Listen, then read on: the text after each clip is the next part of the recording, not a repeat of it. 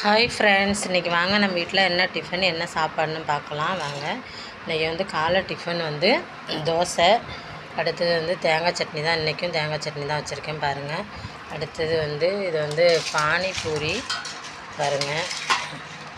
நமக்கு நம்ம ஒரு அண்ணன் வந்து கொடுத்து விட்ருந்தாங்க, நமக்கு வேண்டியப்பட்டவங்க. ஆமாம், எங்கள் மாமாவோட வேலை பார்க்குறவங்க அவங்க. அந்த அண்ணா வீட்டில் வந்து கொடுத்து விட்ருந்தாங்க, நைட்டு கொடுத்துருந்தாங்க. நாங்கள் எல்லாம் லேட்டாக வரவும் பிள்ளைங்க சாப்பிட முடியல, அதனால் படுத்துருச்சிங்க.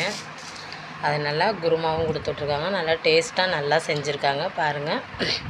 நைட்டு மாமா சாப்பிட்டாங்க, வந்து மீதி இருக்குது. இப்போ பிள்ளைங்க சாப்பிட்டுட்டு ஸ்கூல் கிளம்புங்க. மாமா வந்து பழையது சாப்பிட்டுக்கிட்டு இருக்காங்க.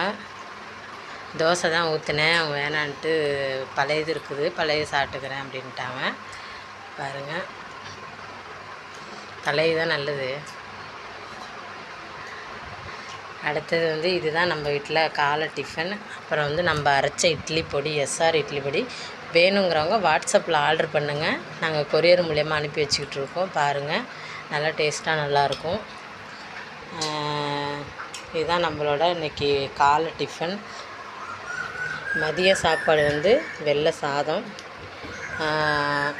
மாமா தான் வச்சாங்க இன்றைக்கி குழம்பு. கொத்தரங்காய் முருங்கைக்காய் போட்டு புளிக்குழம்பு தான் வச்சாங்க பாருங்கள்.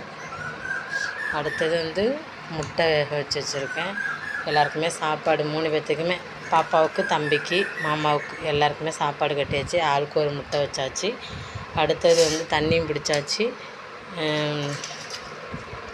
பிஸ்கெட் தான் இன்றைக்கி ஸ்நாக்ஸ் வச்சுருக்கேன் 2 பேர்த்துக்கும். இந்த வீடியோ பிடிச்சிருந்துச்சின்னா லைக் பண்ணுங்கள், கமெண்ட் பண்ணுங்கள், ஷேர் பண்ணுங்கள், சப்ஸ்கிரைப் பண்ணுங்கள். பாய் பாய். அடுத்த வீடியோவில் பார்க்கலாம்.